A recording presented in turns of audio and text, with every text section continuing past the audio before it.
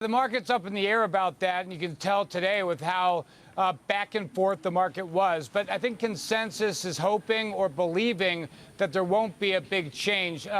Removing next from, or people aren't expecting to see that word next in the text like we saw last time. The odds of a June hike have gone to zero. July is narrowing. I still believe we will have one, but right now it seems like everything's going to be status quo. It's going to be data dependent. And obviously, the FOMC is really worried about the Brexit vote coming up shortly. Yeah, OK. There'll certainly be a big focus on those economic forecasts and dot plots. Has anything sort of changed dramatically since their last meeting that may, in fact, alter these projections?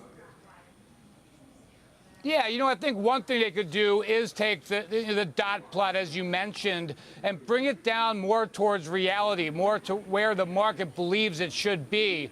I think the market is a lot lower than what rates will be 2 and 3 years from now, but obviously the Fed is extremely on the high side. So I think the market is expecting the dot forecast to be lowered ever so slightly.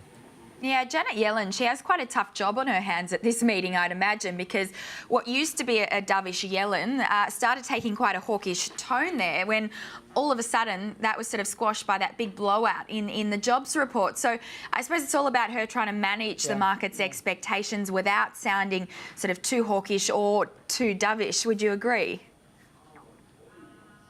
Yeah, no, I agree absolutely. First of all, she does have a very, very tough job. It's formidable. But, since the jobs report and also things lurking like Brexit, I think that gives the FOMC an easy out this time. I mean, nobody is expecting a rate hike. And so I think she's got to set her eyes, set the telescope on July or December at this point, and just manage the market's expectations at that point. So she does have a little bit of an out. Her job is not going to get any easier going forward, though. No, absolutely not. And as you mentioned there, I mean, virtually no one's sort of expecting any move this week. What scenario do you think would need to present itself for the Fed to actually move in July, for example?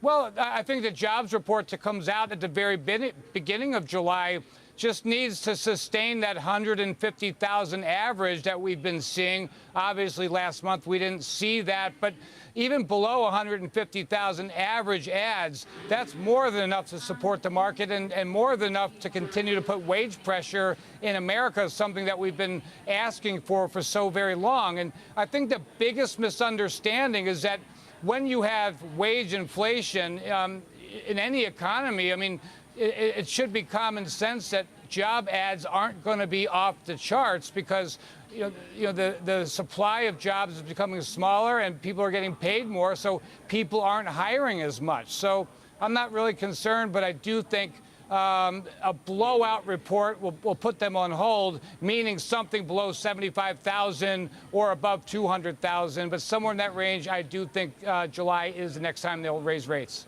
OK.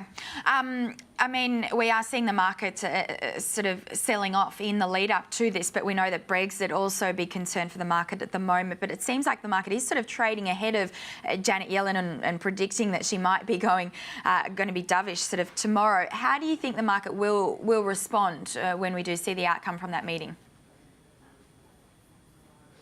Well, obviously, it's dependent on what is said or what is leaked out or insinuated. But I really think it's going to be status quo because, as Brexit looms, people realize it's a big deal. And every day that goes by, it seems to be that the people that want to exit are gaining more and more support, whereas before consensus was, pretty much on the other side.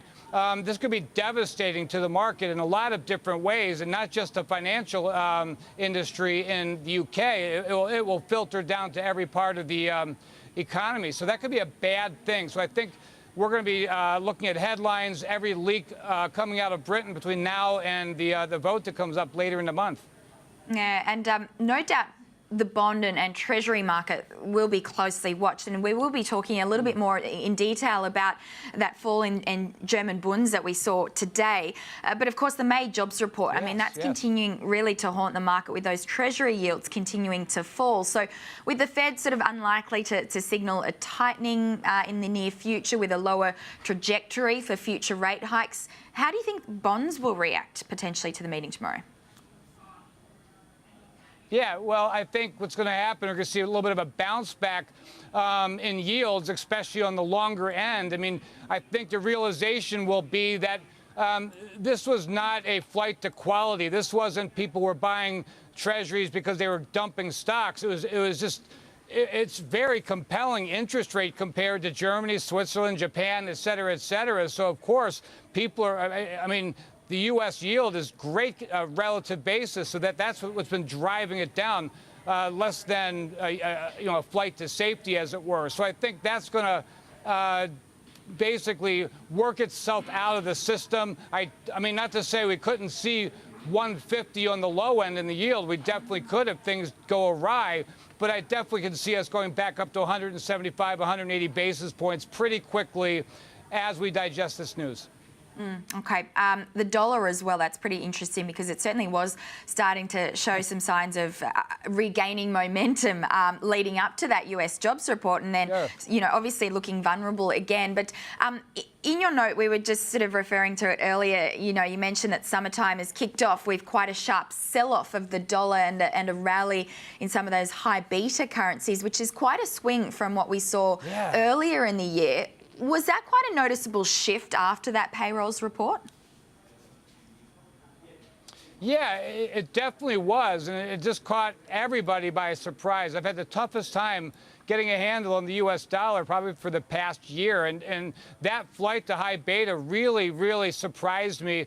Took a lot of people off guard, and just I feel like it's a good leverage bet to take the other side of that now. I think the dollar continues to overrun one way or the other, and this high beta trade, it can be a really good trade, but it can snap back very quickly. Also concerned with, currencies with, very high account deficits going forward. Thinking of Aussie, New Zealand dollar, British pound, just to name a few. So it's going to be a really interesting summer. There's a lot going on beneath the surface that it's not apparent in the markets day to day right now. Yeah, okay, very, very interesting. We'll be watching that currency as well closely. Larry, the global economy certainly, entering, well, I believe it's its 8th year of recovery, and we're still continuing to sort of muddle through this low growth, low inflation environment. One of our guests yesterday was saying that it's this hum-ho environment, which I thought was quite a good analogy there. What's your outlook on growth and inflation over the next several years? I see blue skies ahead. I really do, and not to be foolish about it all, but like when we talk about inflation, let's keep in mind that oil has gone up to $50 a barrel, so that's going to spark inflation around the world, as it were, right there. Also seeing, a bounce back in manufacturing. I mean, I know we're still in a trough, and there's still a lot of risks out there, but there's been a lot of destocking in manufacturing over especially the last 9 months, and I do see that more of a bounce back. I mean, I know IMF lowered their quota down to about 2.5%, something in that area, and even if that comes to fruition, that's still pretty good. I mean, I know it's not escape velocity by any stretch of the imagination, but, I mean, we've fallen down a huge flight of stairs. It's going to take a long time to bounce back, and I do believe we'll get back to that 2.5 to 3% global growth rate pretty soon. Okay, so you're sort of anticipating some major changes in that macroeconomic environment then? Oh, absolutely. I mean, we haven't seen it in America. We have burgeoning debt. We don't have any kind of fiscal reforms to curtail that in, but I do believe we're going to see growth. I mean, we had, like I said, a big destocking around the world. We can see 6%, 6.5% growth in China to stabilize that. I think that's going to really help the emerging markets per se. I don't think this will happen overnight, but I do believe we will see some growth, even by the end of this year.